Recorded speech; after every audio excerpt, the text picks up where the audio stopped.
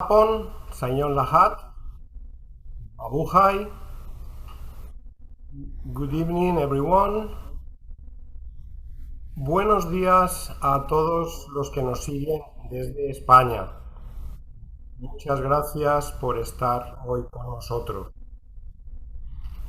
En tan solo 6 días se cumplirán Matter 500 of a few days, we will celebrate the 500 years of the arrival of the Spanish to the islands, which is the archipelago, which is now known as the Philippines. This was in the midst of an expedition sent by Charles I, with the objective was to leave the Moluccas Island and would end the first navigation around the globe.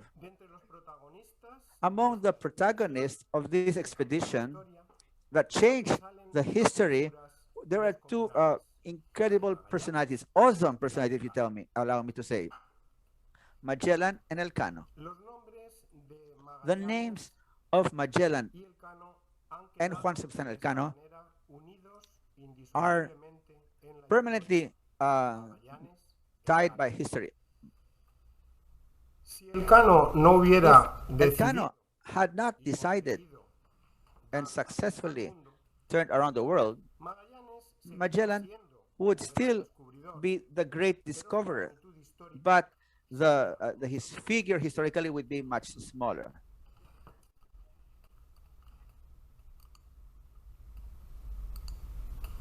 Si Magallanes no hubiera planeado, Magallanes had not planned the expedition to Moluccas, Elcano probably would have boarded and joined any other expedition. Maybe he would have done a great feat, but would have not been an actor to one of the greatest feats, if not the greatest feat, of history in navigation. To a certain extent, Magellan and Elcano were opposing poles, you know, like contravailing forces, if I may say.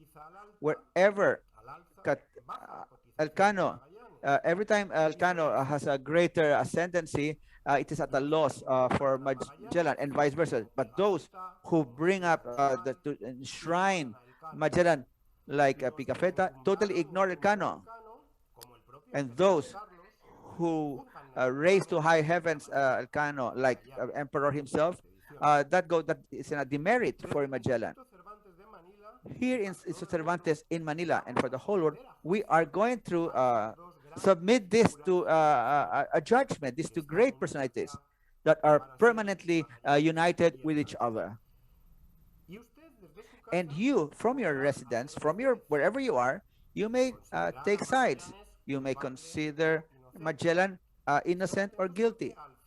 But mind you, at the end of this session, when both the lawyers have settled their arguments so that we can find them innocent, you will have the chance to vote. You will see on screen a pop-up wherein you can cast your vote. Very well. In order to defend these two great persons from history, we have two authorities on the matter. Probably, and I hope nobody takes offense, these are the two greatest authorities on on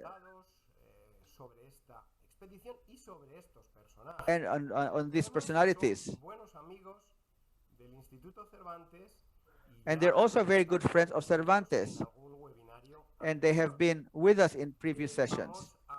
We are going to here.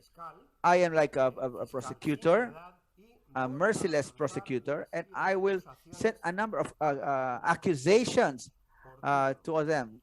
And in turns, we have draw lots to see who starts, and we're not taking sides. We tossed a coin for this, so no one will feel at a disadvantage. And we will start with the advocate, the defensor of Magellan. That is no less than great historian, Filipino historian from Bicol, Danilo Gerona. Danilo Gerona is a historian, very respected historian and that many of you know because he has been present in Cervantes gatherings, and the author of a book which I suggest you buy if you have not purchased it yet. It's called Ferdinand and the European Discovery of, and this is the product of many years of research in the archives of the whole world, basically those in Spain. Good evening, Professor Gerona, dear Danilo. Well, Magellan is accused of having, first of all, of having betrayed Portugal, and also of not having obeyed his new boss, King Charles, because he should share his plans for the course to be taken to the king's overseer, that was Juan de Cartagena, but he didn't. He was hidden all the time, his plans. So can you say something about that?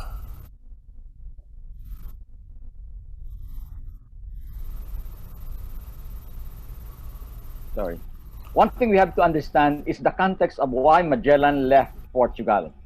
First and foremost, Magellan had been asking for legitimate compensations to King Manuel for what he did in North Africa. He suffered an injury, in fact, which crippled him. That's the reason why when he came to the Philippines, he was crippled, and it was refused. But then he again proved his being a loyal subject to Portugal when he fought in the battle again in Morocco. But then he was accused of stealing cows instead of compensating his horse and his injuries. He was again punished in that particular way by the king, and for that reason Magellan had to leave Portugal. So it was not an act of betrayal, it was an act of giving justice to himself, which the king of Portugal failed to give him. On the other hand, in the accusation that Magellan had been quite unfaithful and, so to speak, does not perform the task assigned him by King Charles, we have again to put that in the context. Why was it that he was accused of not doing what Charles wanted him to do?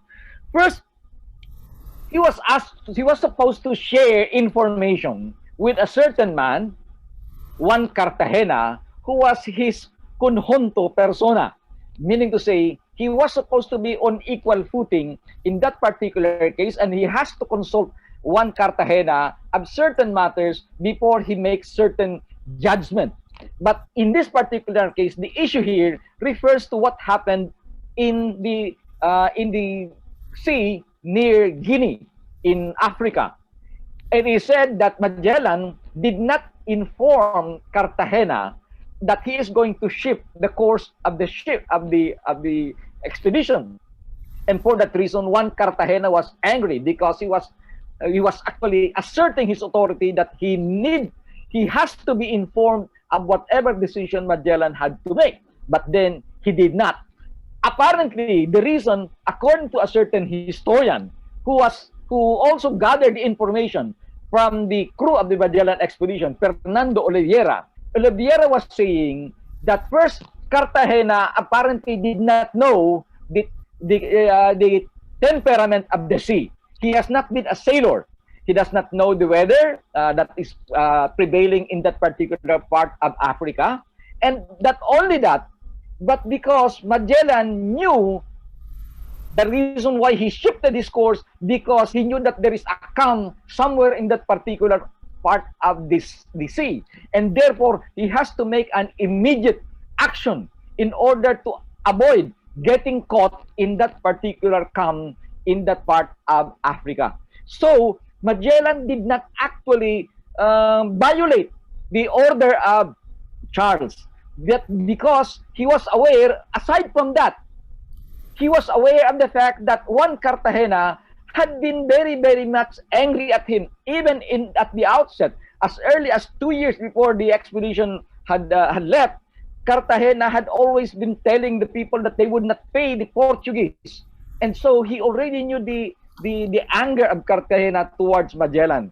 And Magellan was aware that somewhere along the way, Cartagena would create a lot of trouble, and possibly by telling Cartagena what he is going to do, it would preempt Cartagena, it would enable Cartagena to act and therefore create problem in what he would be doing in the expedition. Well, thank you very much, Defender Gerona. Y ahora vamos a pasar el Now, turno having said this, a Elcano. let us listen to the Y side para of Elcano. defender a Elcano, And nadie as the advocate, mejor as que the Tomás lawyer, Mazon, who better than autor del Tomás libro Mazon, the Elcano, author of Viaje a la Elcano, Historia, Africa Historia, y autor de la web and also rutaelcano.com, Ruta Elcano. que seguramente todos ustedes conocen, You all know que se ha convertido en la that he is principal now referencia en the Internet most sobre important la historia de la referral expedición, on this que expedition. recibe unas 35.000 visitas And he has mensuales. 35,000 Y no son visits, más, probablemente ya and sean probably más more. que estas 35.000. Y además es el And he is fundador also de the founder Explora of Explora Historia. Historia. Bienvenido, Welcome, Tomás, amigo Tomás. también ya del Instituto. You're a friend of ours, so I'll address you on a first name basis. La primera acusación, The first quizá más accusation, grave a Elcano, most serious probably against Elcano, es que él participó en el motín perpetrado en la bahía de San Julián. in the Bahía of San Julián. Se le acusa de ser uno de los Of being amotinados. one of the mutineers. ¿Qué tiene que decir usted What al respecto? have to say on this regard? Thank you. Thank you, Javier, and the Instituto Cervantes of Manila. Above all, because of this wonderful initiative that you have in order to spread the topics about the history of Spain, and especially the longest voyage, the first journey around the world. And of course, I'd also like to acknowledge the presence of Danilo Gerona, who's now defending Magellan. Well, I think I also will have to vote later. and actually, this is, I am very happy to defend Elcano, but of course, I also would like to defend Magellan. Well, regarding this first accusation that you posed, that Elcano participated in the mutiny, in that riot that was perpetrated in the San Julian Bay against Magellan, it's true. We have to realize, we have to admit that it was so, because it was true. But then what we do not know well is the degree of his participation, his involvement. Elcano, yes, he participated. He participated as master of one of the 5 ships of the expedition. He was authority, the chief of all the sailors, especially in that Concepcion ship. But he also was under the command of another captain. But what happened in the mutiny, he was simply obeying the orders of his captain, Captain Gaspar de Quesada. So we don't really know how the degree of his involvement. We knew that the sailors, of those of San Antonio, they had to take care of the cannons, and they know that they had to use it, but then actually there was really no harm that was done to anyone for the people who were with Elcano. Of course, we can enter into various hypotheses as regards the reason behind the mutiny in general. There were some captains who wanted to join this mutiny, and as Danilo Gerona was saying, Magellan had an attitude that was a little bit controversial. Here, what we can actually say is that he was a stern person, and the people who were the mutineers, they knew that they were acting in a legitimate way because they were defending the king, the interests of the king. Since Magellan, during that entire time, he had been giving a different type of reasoning. Well, actually, he wasn't giving information. He was just working on his own, and his decisions were a little hidden. And he had wanted to imprison Juan de Cartagena. So Magellan tried to hide his motives, his intentions, in order to go to the land of the spices at the other side of the other end of the world. He wanted to go just for that. And then there were other people who also wanted to go to Africa. So in Puerto de San Julian, a lot of people didn't know what was happening. So they lost their trust in him.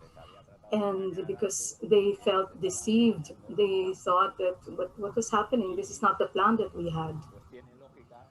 So it was reasonable, logical that there were people who rose in mutiny against him. But at the same time, in Elcano, this was as a consequence, though he had to assume the consequences of this mutiny, and it was difficult for him. But the sources tell us that yes, there were negative consequences that caused Elcano. He had to suffer all these, and one of those who was with them said he really suffered because of all these accusations. So Elcano, from then on until he was then chosen as captain, he didn't want to say anything. He didn't want to write anything because he didn't dare. He didn't dare to do anything. He was very careful. He was very discreet. Even if he was scared of Magellan, he didn't want to move that much because he had respect for Magellan. So the first one who gave that for the trial was the king himself. So he got the testimonies of many of the witnesses, the survivors. And so in the end, Elcano was relieved, and he was not really punished for what he did. So I think Elcano was judged during his moment because we could have gotten more information about the case. So it didn't cause him any prejudice, but on the contrary, he was even rewarded for what he did. Muchas gracias. Pasamos ahora el turno a Thank you very Magellan. much. Como Tomás Mazon nos ha dicho, Magallanes Tomás Mazon castigó mentioned, a los amotinados. Magellan además, penalized those who raised arms against him in the mutiny. Los castigó. I will turn into English now for Professor Gerona. And Magellan is accused of having been very cruel to the mutineers. Too cruel, maybe. And also, he's accused of having jeopardized the lives of many people who died in the expedition. Many people died in that expedition, even himself. Especially when he decided to cross the Pacific. They were in terrible conditions, starving, and then they were without health. And they have already discovered how to get the Pacific from the Atlantic. So some people say it would be more sensible to go back to Spain and then to organize another expedition and going directly to the Magellan Strait and starting the Pacific crossing in a very good conditions. But he didn't, and probably that's why many people died in the crossing of the Pacific. What can you say about that, Defender Gerona? Well, thank you very much, Dr. Javier. One thing you have to put into context again, because you can always, of course, the documents the documents would have two perspectives. Some would say it's a very bad man, a cruel person, but there are other documents, if you look at them, that would in a way put into context why Magellan acted in such a way. And we can only understand that if we look at it in a much larger perspective, of what happened in the particular case. For example, in the accusation that he was a very, very cruel person to the mutineers. We have to remember that the people whom Magellan had condemned to death, in fact, I would say cruel to some extent, because they were cuartelizados. They were quartered. They were beheaded. For example, Gaspar de Quesada and Luis de Mendoza, who were actually, you might say, as the recidivists. They have been performing, they have been joining the mutinies. They have been doing a lot of problems. They were responsible for the earlier complaints of Juan Cartagena. In fact, the father-in-law of Magellan, Diogo Barbosa, while they were docked in Sanlúcar de Barrameda, proceeded to that place and warned Magellan that there were 3 captains. So before the expedition left, there were already rumors. In fact, one of those who accompanied Diego Barbosa testified that they heard that these 3 captains promised to kill Magellan if Magellan would not comply of what they wanted him to do. So there was already a conspiracy brewing. And among them, Juan Cartagena, Gaspar de Quesada, and Luis Mendoza, who were, of course, whom Magellan actually punished in the mutiny. So they had been doing a lot of trouble, and Magellan apparently was already tired of their troubles being created in the expedition, which would endanger the expedition. Magellan made it very, very clear, to go back to what I had said earlier, to Diogo Barbosa and one of the companions of Barbosa. Diogo Barbosa was actually the commander of the arsenal in Seville, and he was saying to one of the Magellan promised that royal officer that he is going to defend even at the cost of his life, that the expedition would be carried out and completed as he promised the king. And these 3 persons, Cartagena, Quesada, and Molina, were the ones, or Mendoza, were the ones who would prostrate the plans of Magellan and his promise to the king. That's the reason why probably Magellan was pushed to the wall, and he decided to execute at least 2 of them. There were actually 40 who were supposed to have been implicated in the mutiny, but Magellan, to show Magellan's magnanimity, he pardoned 40 of them, including, of course, Sebastian Elcano, and punished only these 2 ringleaders. Cartagena, even Cartagena, was, of course, the one who had been creating a lot of trouble. Magellan was quite lenient to him because of the fact that he did not actually execute Juan de Cartagena. He only marooned Cartagena together with another priest, Father de la Reina, and he left them in Patagonia, but he did not execute them. One of the reasons they said is probably Magellan was not was in a way magnanimous because he was dealing with a priest whom Magellan, as we know from this last will and testament in 1504 and in 1519 last will testament, it reflects that Magellan's sense of piety. He was in fact telling them that he would be donating the money to the church if ever he dies. So it gave us an idea that, contrary to what we have always been projected about Magellan, that he was a very cruel man, apparently he showed magnanimity. Even in this particular case, when he has an upper hand, he could have executed, he could have punished the other members of the mutineers, but he did not do it.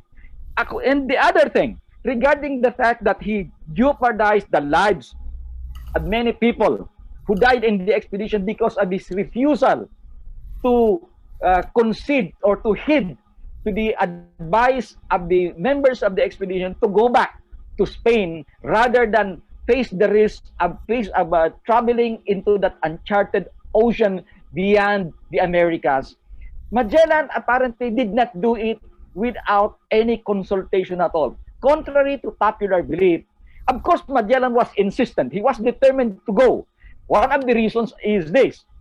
Magellan knew that they already knew, that the crew already knew that there is a passage.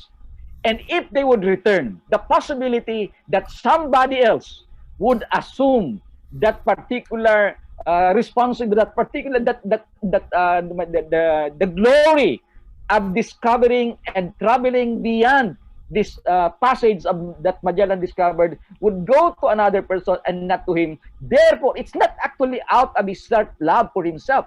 It was simply because he has promised Charles that he would do it, and he would even sacrifice his life in order to carry out this particular obligation to the king. So he actually consulted Andres de San Martin, the most knowledgeable of all the members of the crew, because San Martin was regarded as the astronomer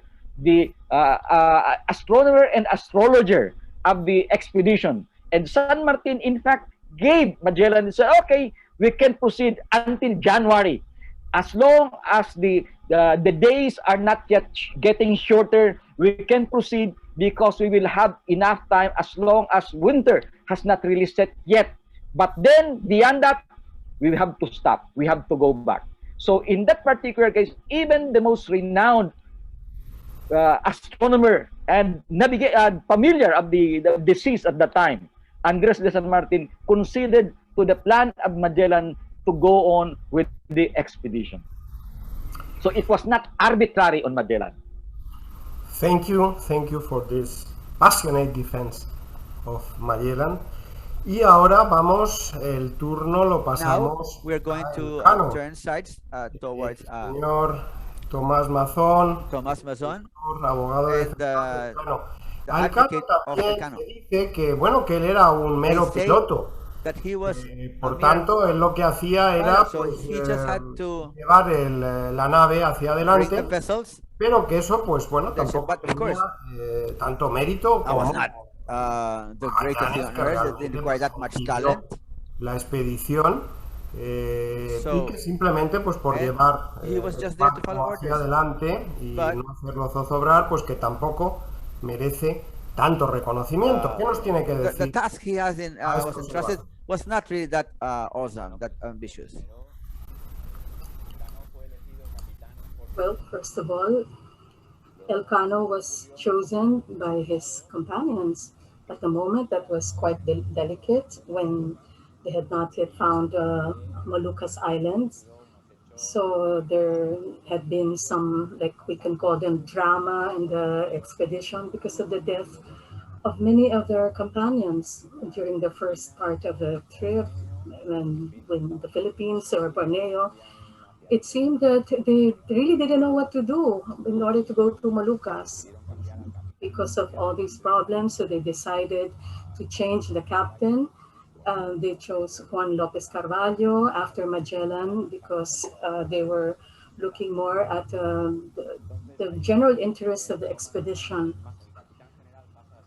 So the general captain becomes Gonzalo Lopez Espinosa, and Elcano was chosen as the captain of the Victoria ship. There were more pilots or captains and on board, but if it had been the only merit of Elcano to be a mere pilot, then he could have actually shared it with other people. There could have been more candidates, but they chose him precisely because, as an added value, we can interpret, because the others thought that they believed in him. They saw that was a great leader.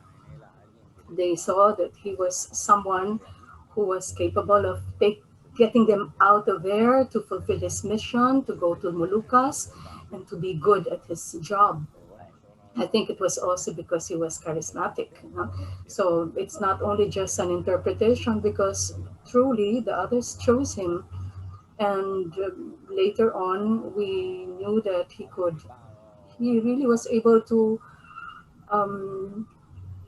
later on, we could analyze this situation, because when we talk about the first journey around the world from Moluccas, we see that he did this in order to achieve this. For him, it meant taking great risks, a lot of risks instead of other options, and that was actually what he chose. So with the Trinidad ship. They asked for help from them. They could have gone maybe towards the Malacca coast or India, and they also could have, because with that, also could have done first the journey around the world, but then it could have been more conservative, closer to the coast. But Elcano didn't want to take this route. And in fact, against the will of many of the officials, many of the companions in his ship, who could not understand very well. But then Elcano did this feat, this job, different from how we see that Magellan could have done this, because with Elcano there was really no problem, no discord with his companions. Even when they reached when they went to Spain, there there was a good camaraderie. There was no prejudice against Elcano. They even defended him when they reached Spain. We also know that, like another datum, Pigafetta was pro Magellan in his. We see that even in his writing, in his relations, that he would always exalt Magellan. And Pigafetta never mentioned Elcano, but he chose to go with him. But then it's because Elcano didn't have anything against Pigafetta. So he never had any problem with putting up with a person who was pro Magellan on his ship. And then on the trip, the voyage back home through the Atlantic, there's also another fact that gives us a little bit of a clue as to how Elcano was. He was not just a mere pilot. No, he was also a great leader, because when he saw very clearly that he didn't have any other option but to go through the Indian Ocean, he was very clear about it and he was firm about it. So his firmness was advantageous to the people. And in the end, when they reach the Cape Verde Islands, then there, yes, he also decides not to take land, no? To get off land in order to ask for help, and um, and they were a little scared because the Portuguese might even capture them, and that was a bit of it was always an obsession that was there, and a worry, the the problem or the risk of being captured by the Portuguese. So we see a wonderful way of an attitude in Elcano.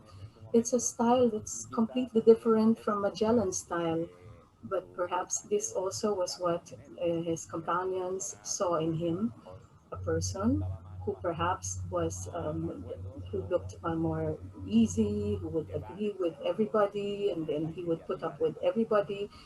But they saw that initiative in him as a leader, and I can comment on this.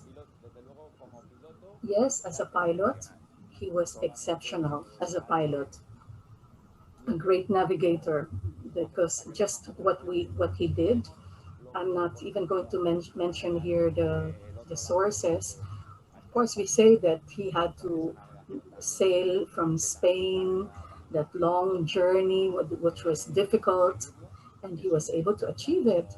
That already means that he's one of the best sailors of all times, if not the best. And also, there are clues and indications that as a person, he had more. He was really charismatic. He knew how to win the hearts of people and their Muy trust. bien, muchas gracias, Tomás Mazon. Very well, thank Moving on you. now Y to Magellan. Well, Magellan knew very well, we suppose, the latitude of the Moluccas. So instead of leading the expedition to the Moluccas, he set course to the north. That's why they came to the Philippines.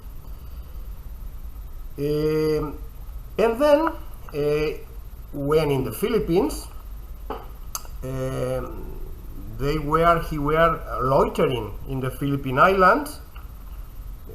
Instead of going to the Moluccas, it was very clear the target was Moluccas.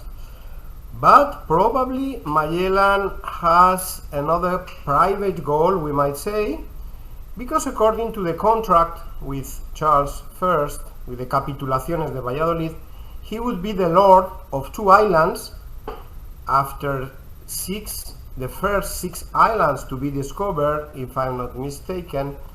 The next 2, he would be the lord, the owner of that, no?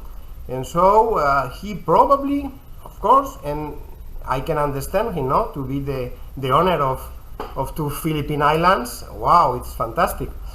And but he's accused of putting that private target before the target of the expedition that was going to the Moluccas. What can you say about that? Why Magellan was loitering in the islands? Yeah, thank you very much, Dr. Javier. One thing we have to understand, as Dr. Javier has pointed out, in the Capitulacion, it really says there that there were beyond 6 islands that Magellan would discover, because the 6 islands would go to the king. The other 2 islands beyond that would go to Magellan. And so there were certain speculations. For example, Gines de Mapra thought that Magellan had seemed to have told him that he already loved Cebu and he wanted to settle in Cebu. So there is, of course, there's a possibility that Magellan was so enamored by the place and he wanted to settle in that particular territory. But then we have to consider the fact also that Magellan, before the expedition left, I think very few were familiar of what Magellan gave to Charles V shortly before the expedition. Magellan actually indicated the islands where the Moluccas was, or the 6 islands which constituted Moluccas. So does he know of the Philippines beforehand? Well, Argenzola seemed to have suggested that Magellan could have traveled to the Philippines before he traveled in 1519. So was there any possibility that Magellan knew of the Philippines? That's a possibility. But then, did he really stay there because he wanted to settle there and he does not want to proceed with the expedition? Apparently, that's not the purpose of Magellan. If ever Magellan was interested to stay, to claim Cebu as one of the rewards of the king, Magellan was definitely, clearly indicated even by Gines de Mapra, by Pigapetta, that Magellan was interested and was insistent on pursuing the expedition to the Moluccas. For that particular, why did he tarry? Why did he stay for some time in Cebu?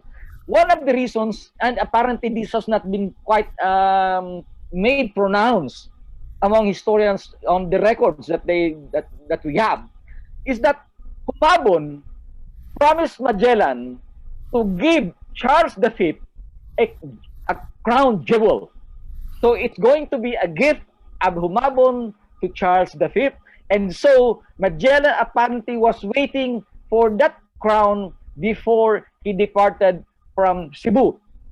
And as we know in history, on May 1st, 1521, after the Battle of Mactan, the same story was actually produced by Humabon to entice, to invite the survivors of the Magellan expedition to stay for a while and attend in that banquet, because he is going to give them the jewel that they would bring to Charles V.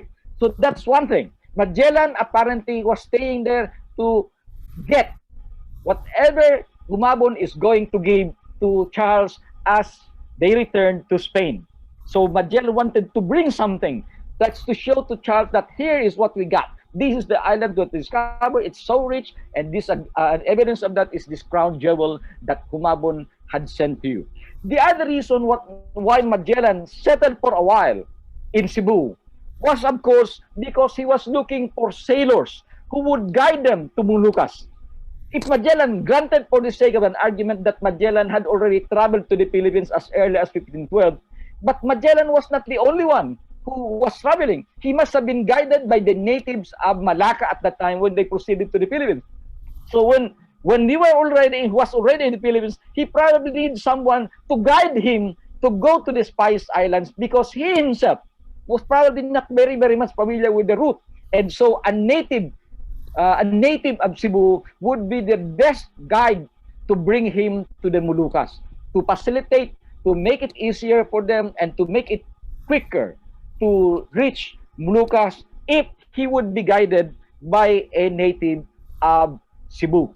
So these are some of the reasons. Of course, the other and final reason is because of the fact that Magellan wanted to establish a sort of a forward base, a certain kind of a jump-off point. He wanted to establish friendship and probably secure certain kind of allegiance from the natives of Visayas, in order that they would be able to have a very, very useful network, connections between these places and those of the Spice Islands, that they would be able to cleanse the control of these territories using Cebu as this jump-off point for their conquest or their control of the Moluccas. So Magellan was doing it not for his own favor, but again in compliance of his sworn duty to King of Spain.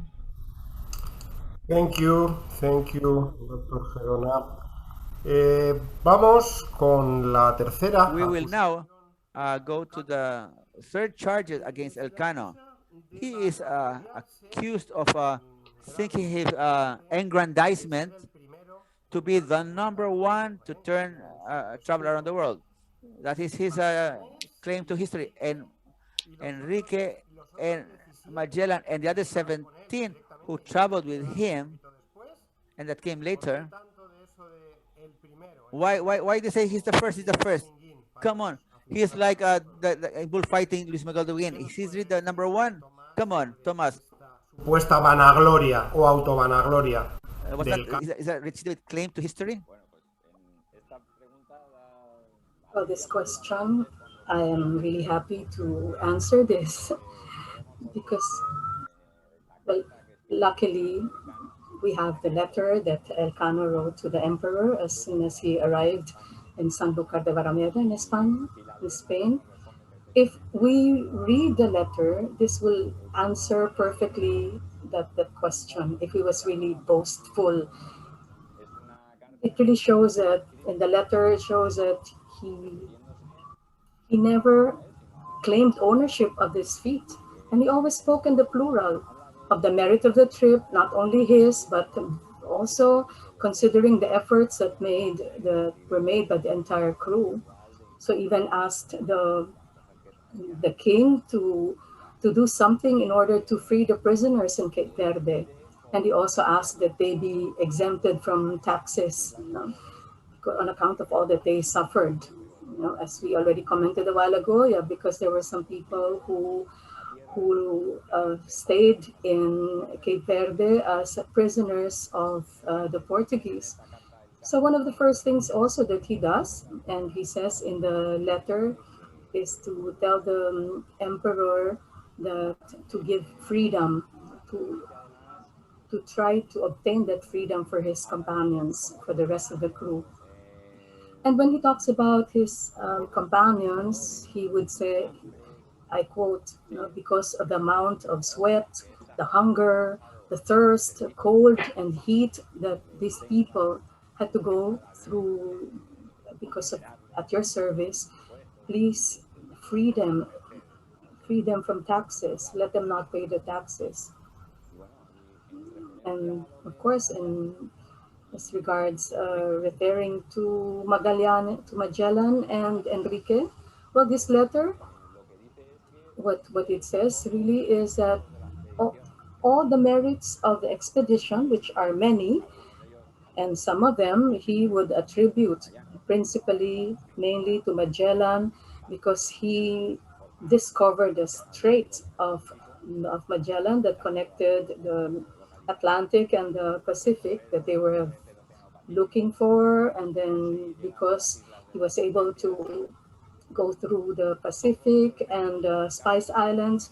For Elcano, he knew these happened, but he thought they were not really as great a feat, So he puts all these achievements at an inferior level. Yes, they were very important, but then what was more important was the first journey around the world which he made. But of course, let's also be careful because sometimes we interpret that, no.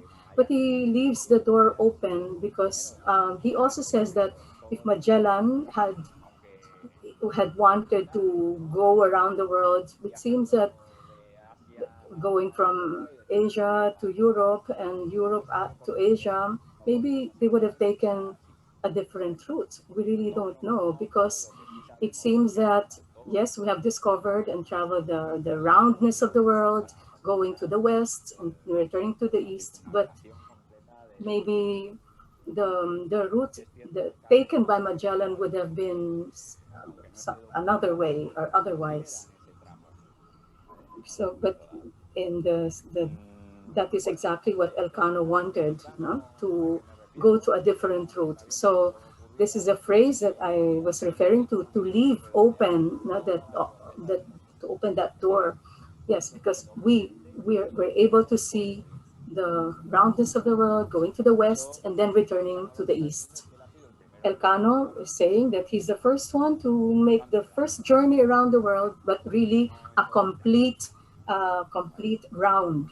It's not going to the same route as when how they entered. I really would like to think of this as something literal that Elcano wrote in the letter to the emperor, because maybe Magellan would have taken a different route or something else, and then he says what he says. And so when he says it was the first one to go around the world, that is the sense that we have to take it.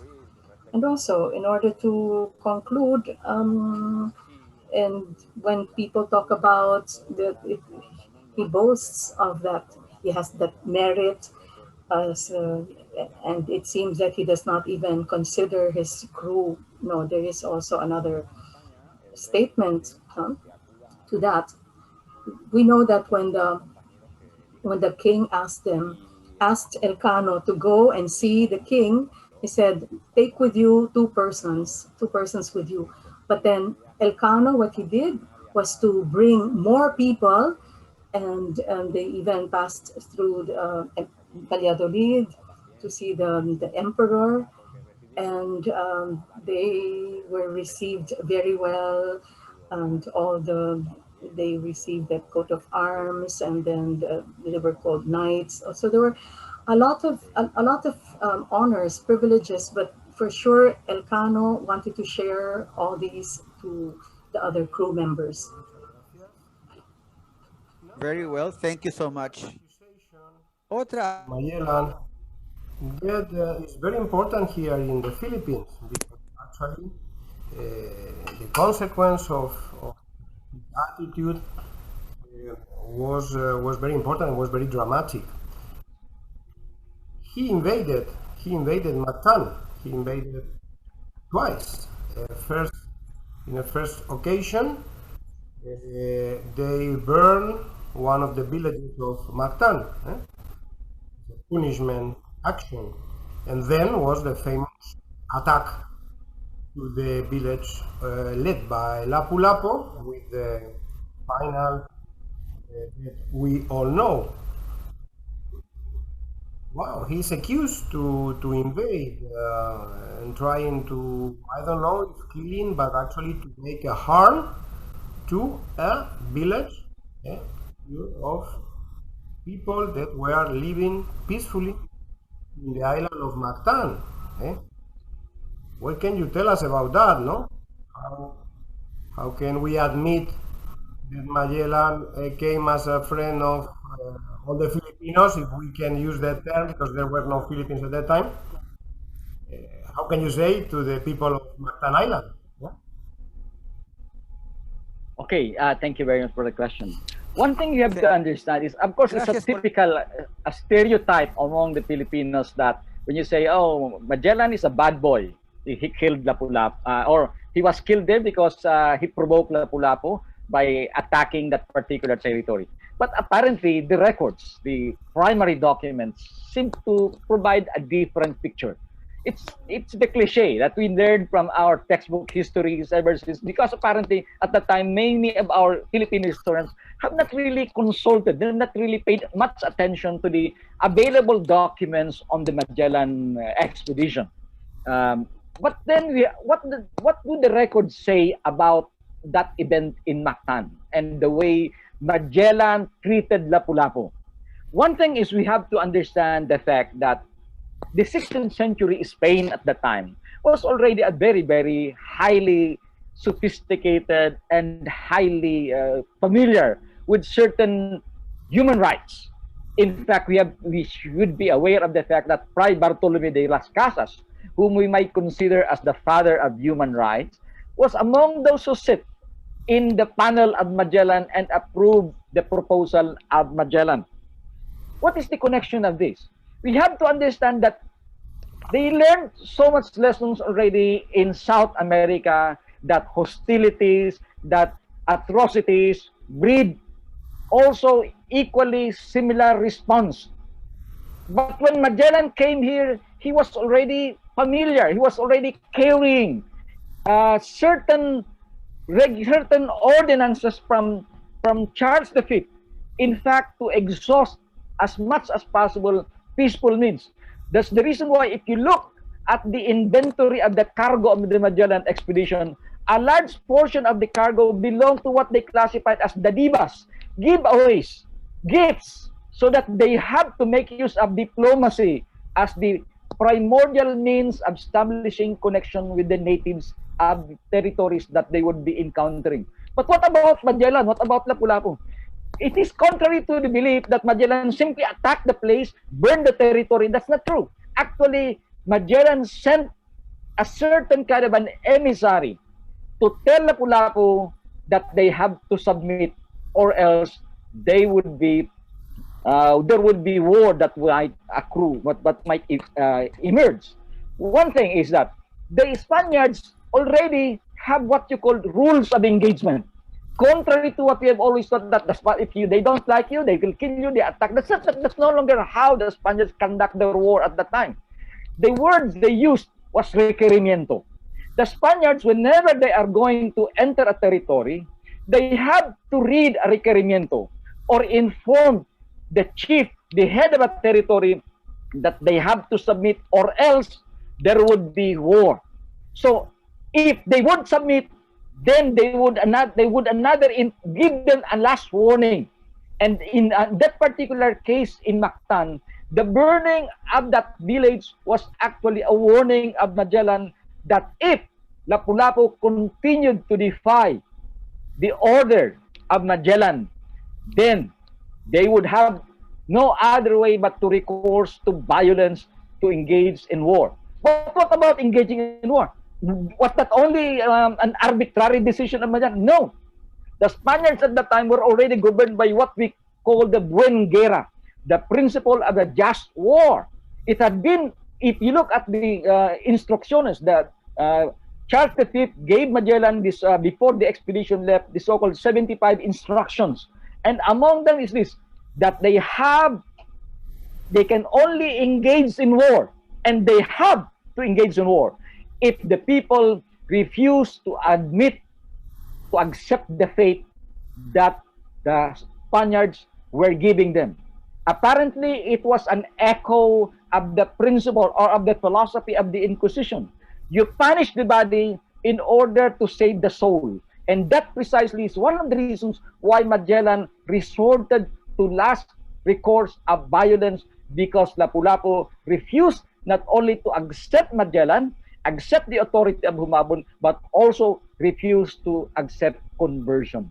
And that is precisely why, in a way, Magellan, in this particular case, had no other recourse but to make use of violence in order to compel Lapu-Lapu to submit to him, and therefore effect peace in that process by way of the use of force of Magellan. Thank you, Mr. Gerona. Y ahora una acusación velada, quizá, maybe a hidden hacia charges, not some known Elcano. charges to Elcano. ¿Cuál fue el papel de Elcano? What was the role of Elcano? Si jugó alguno en If la there had any batalla de role, okay? Mactán. In Mactan. ¿Dónde estaba? ¿Y qué Where hizo was he? en la muerte de Magallanes? And what Y did he do with the death of posteriormente en Magellan? la masacre emboscada And que in the perpetró massacre ambush Tumabón of en Cebú. Tumabon. Se sabe que hizo Do we know- Magallanes, we- Elcano, si Do we él know what pudo haber Elcano's role evitado was? Was alguna he de estas luctuosas present in situaciones. these very dark moments?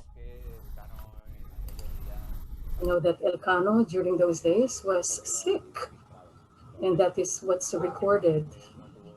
So he actually had no role. He didn't, maybe very sick because of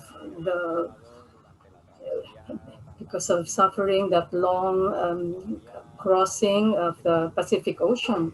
When they got to Cebu, there were still many people who were dying because of the illnesses in the navigation in the Pacific. And Elcano was one of them. He was very sick. So at that moment, we can say that he really didn't participate. He didn't have any role at all in the Battle of Mactan. Very well, thank you so much. Track of the program. So we are going now in a few minutes to ask our public to vote guilty or not guilty, Magellan, guilty or not guilty, Elcano. So right now I want to ask you, the two defenders, to say a straight message to the audience, to the jury, why they should vote, in your case, Magellan not guilty. What you would say to our friends of the jury, of the public jury? Why they have to vote non guilty? One thing is we have to believe that Magellan, as I always maintain, was a good man. Magellan, if ever he goes beyond the limit, is because he was forced by circumstances. One thing is we have to understand that Magellan was actually disowned, abandoned, and even hunted by the Portuguese. So that is in a way, Magellan carries a trauma out of what the treatment of the Portuguese towards him. When he joined Spain and became the leader of the expedition, again, Magellan was haunted by the fear of the suspicions of the Spaniards regarding Magellan's being disloyal to the crown of Spain. But then, when he went to the Philippines, unfortunately, Magellan was killed. Magellan, in a way, was a tragic hero. In a way, he never received, unlike Sebastian Elcano, who reaped the fruits partly deserving to Magellan. But here, Magellan did not receive anything other than his death. Magellan, contrary to what we have always seen, what history seems to have projected, that he was selfish, that he was only pursuing the expedition for his own end, we have to consider the fact that Magellan left behind a family. He left behind a young boy. He did not have the opportunity to treasure the love of that child that he had. In a way, Magellan sacrificed so much, and therefore it is only fitting that Magellan should be given what is due to him. Magellan gave humanity that idea of a world where every one of us belong to that. Magellan gave us a single human essence. We are no longer Africans, Americans, Spaniards, but we become human beings living in the world where everyone is a part of it. I urge you to vote for Magellan. Thank you. Y ahora Muchas es el gracias. turno de Tomás Mazon, Now it's the turn for Tomás Mazon mirando to make directamente a los this, ojos del jurado, looking straight implacable to the eyes jurado of the popular, jury to make his final statement ¿Qué in the les defense dice? of what do you have to El say? argumento What is the principal core para que argument to consideren find a Elcano Elcano no culpable de not todas las guilty acusaciones que le for the hemos... charges that have been lodged against him? Mainly, Elcano was he who transformed the expedition of Magellan into to bring it to completion. It that it was not an idea. It was not a goal of Magellan when they left Spain, because Magellan only thought of going to the Spice Islands. That was the only thing that he was thinking of. Unfortunately, he met death before he was able to complete what he wanted, what his original goal was. And this is a testimony of one of the survivors that they said, and during many years, the it had to be their lot in order to continue suffering. And besides this achievement, of the journey around the world, so Elcano was thinking, since we have already reached this point, then let us go further. It was an initiative that Elcano and his crew, the survivors, the few that there were, they thought, come on, let's do this. So they were not doing this for self-glory. What they were thinking really from the start was to look for some achievement for everybody, to look for some service benefits for the king, and also he also wanted the good for all the crew. That was what happened. Elcano always had very much in mind the crew, that they could get the benefits. It's so unfortunate that Magellan wasn't able to complete even going to the Spice Islands, but then it Elcano, yes, he was able to fulfill that dream to go to the Spice Islands, but then he was not contented with that. He thought, I'm going to take the risk. We're going further. We can then go and take this voyage in a different route. And if we look at what Elcano wrote, we see that he was a humble person, and he wasn't thinking of himself. It wasn't only his own interest. In fact, there were a lot of companions who later on wanted to go again with him in the next voyages that he had. If I'm going to vote innocent Magellan, but um, that's for Danny. But also, well, Elcano was also not guilty. I don't know what the people accuse him of, that being a protagonist, but it wasn't his fault, but the fault of us, spectators, the public, the interpreters of history, that we interpreted history in a way that we wanted to, but actually Elcano didn't have, he wasn't at fault for what people think of him as being a protagonist or boastful, or but he always was thinking of sharing that achievement that he had. It was a big feat, and he didn't want it only for himself, but for all the rest Very of the well, crew. thank you so much. We can see that the results are coming in. Many of you have been voted, but please continue to vote. We're going to look, let's do thing. Among those who are voting from Zoom, we are going to raffle some scholarships to follow a course totally free in Cervantes, because we have now, you've got those who are on Facebook. We unfortunately we don't have direct contact, but you can send us an email to the Instituto Cervantes with two lines that summarize what you like best of this program, which was the golden nugget of the whole event. And from those who write on Facebook, who are following on Facebook, please send us a very brief email. We will also draw lots so that all those who are interested may follow us online in Spanish, because they will have already finished a course with us. With no further delay, I would like to thank the Commission of the Five Centennial, the National Historical Commission of the Philippines. for their constant support, and I want to congratulate them because they are making a fantastic commemoration of the centennial. Also, I want to thank to our dear friends of Intramuros administration, our partners, our brothers in our endeavor to promote culture, Hispanic culture. And I want to say to the people from Manila, you know very well Magallanes, no? Magallanes is an area, is a part of Makati, so we know very well about Magallanes.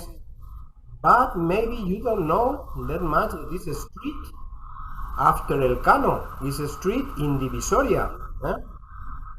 And well, I invite you to go there this weekend maybe to Divisoria and to find this Elcano street, and maybe if there is a app, make a photo. You can send us to Facebook your photos on Elcano Street.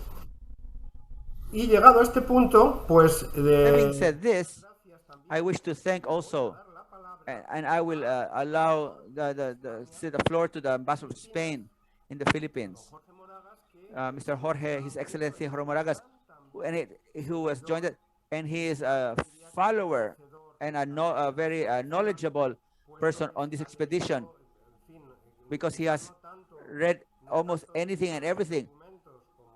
Maybe not as much as Tomás and Danny, but I tell you, he's catching up. If the ambassador continues reading, he will overtake you anytime now. You are going to find a competitor in ambassador. Ambassadors, thank you very much. I understand you're here with us. Let's see if we can see you, can view you, and if you are so kind to honor us with some remarks on whatever you wish, on the debate, on the event. You may want to draw some conclusions. The floor is yours. And also regarding the following events that will be happening, developing in a matter of days. Ambassador, you have the floor. Can you hear me well? Can you hear me well? Yes, we can. Well, thank you, Mr. Galvan. Well, here I am in Manila at this in the evening. As you can see behind me, we have a replica of the where it was the plan that was traveled by the expedition, and that had a long and complex process here in the Philippines. And as they say in English, it was a turning point, un punto de inflexión. It was the first contact that Spain, in this case to the expedition, to what is now known as the Philippines, with the arrival of other expeditions, more solid, more stable, more elaborated process, as we call the Spanish period in the Philippines, which was, it was just about 350 years, not much, isn't it? In any case, I'd like to thank to the Cervantes Institute in Manila for the awesome work that they are doing, and on this to remind us of this historic moment we're all aware of, and to Javier Galvan in particular, who is passionate and a great professional, and has proven during the COVID years, maintaining the same pace of activity despite the challenges, but doing it online. And it's a very cold medium, but it's amazing that you have been able to migrate so fast. I would also like to thank the participants in the debate. It was a very provocative, challenging event. I definitely, if I could vote, but you've included panelists, so I don't have the right to vote, but I would really forgive both, and I would find them not guilty. But my heart, if I had to say, my heart, and this is not a binary option, but if I would have to say by Elcano, by the arguments presented by Tomás Mazon, I want to thank Danilo Gerona Muchas an honor, it's a privilege to have you here connected in this kind of cultural exchanges that the Spanish administration and through the Instituto Cervantes Manilas are organizing. It's a truly an honor to hear from you, and because we know that you're a real expert and connoisseur of Magellan figure, and you have clarified many points that were a bit hidden regarding his figure. Y con respecto a Tomás Mazón también, pues oye, as far as Tomás Mazon is concerned, well, thank you too. It is here we are. We read your book. I finished it yesterday, and I have to congratulate you. It's a great work that you're doing. It's awesome. It's and I also followed you through the web, which is a wealth of information for those who are interested on this historical events, the Elcano. And I wish you all the best to you on your next project, who has to do with Loaiza project of some years after, where in relatives of Elcano, and that would complete that incredible and passionate life of that Basque and Spanish navigator. Thank you to both of you. And yeah, well, in this debate, I would like to draw some highlights, which is the key and if we had to choose to one of the two navigators that made this we call it a Magellan-Elcano mission. I would opt Elcano, but for only one reason. And I have to accept that I get very nervous because, public opinion and the political correctness, public opinion, especially here in the Philippines, does not know really who Elcano. Everybody knows who Magellan is. People well-intended or not so, no. In fact, people, they say that he was the first person who turned around, traveled there, but we know that he lost his life in the coral reef of Mactan. And the one who at least documented that he followed that mission regarded about Enrique and Magellan made that 1+1 travels to make the, I mean, well, that is not the same thing as making a whole trip non-stop like Elcano completed. And the crew that traveled with him, among them Pigafetta. So I had a question actually of Pigafetta and Tomas has maybe evaded, but I think that Pigafetta he's the key to the many mysteries. How is it possible that Pigafetta has that incredible detailed chronicle, does not mention Elcano? I mean, someone who writes with such a degree of detail ignores him. And then he traveled with him the second segment and the most dangerous part. Because let's remember that the value of Elcano is that he took the decision, as Tomas said, to circumnavigate the world. And he did it for the first time. He was aware of the challenge at hand. So Elcano, who is not known in the Philippines, is for me the great protagonist of this story, because after all it was he who led and took that difficult decision of pursuing the travels through enemy waters of which are under control of Portugal, from Moluccas onward, I mean Timores and to Spain. It was hostile territory. So I just want to say, remind us of the value of Elcano. And finally, let me share with you something that will occur and which is very much related to you. And that is that next week, on the 16th of March, of 2021, we will commemorate 500 years, that very same date, of the four Spanish vessels arrived to what is now known as the Philippine Islands. They were christened them as the islands of San Lazarus, but the truth is, the historical value is that on March 16, a week away, when we commemorate 500 years, the school vessel of the Spanish Navy, Juan Sebastian Elcano, got allowed through the Pacific, following the same route that the Spanish expedition of Magellan will take place on Suluan. We're talking about the Samar Island, which is the Visayas, the eastern board of Philippines. It's the first thing you find if you come from the Pacific. In that case, from Guam. It happened for 500 years ago. So on that very same date, 500 years after, we will bring the vessel who carries the name Juan Sebastian Elcano to the very same waters, in obviously with a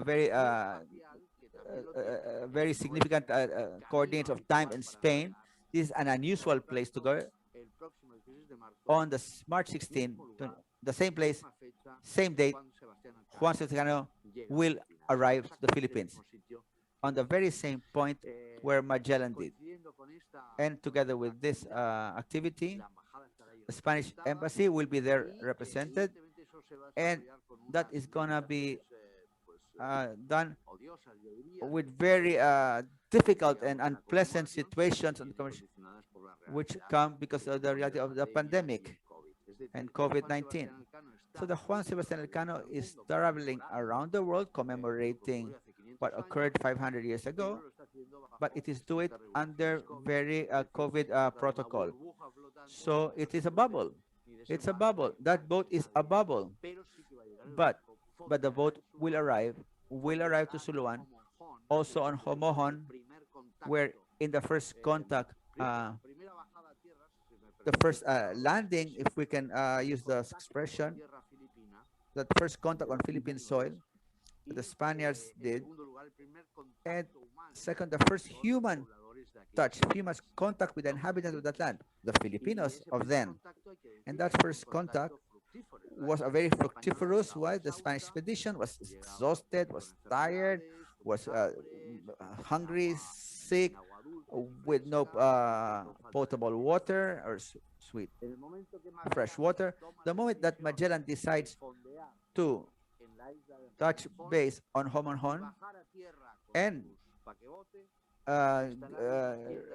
establish some tents in the piers, some small boats called bangkas in the Philippines with local people that came from Suluan, which is across, and that's the first contact, which was very fructiferous, where the Filipino people, those indigenous, they were not Filipinos then, by the inhabitants of the place, supplied them with water, food, and there was a beautiful contact, a human touch between two cultures which were very, very different, that led to many developments that would meant the arrival of Christianity of Philippines.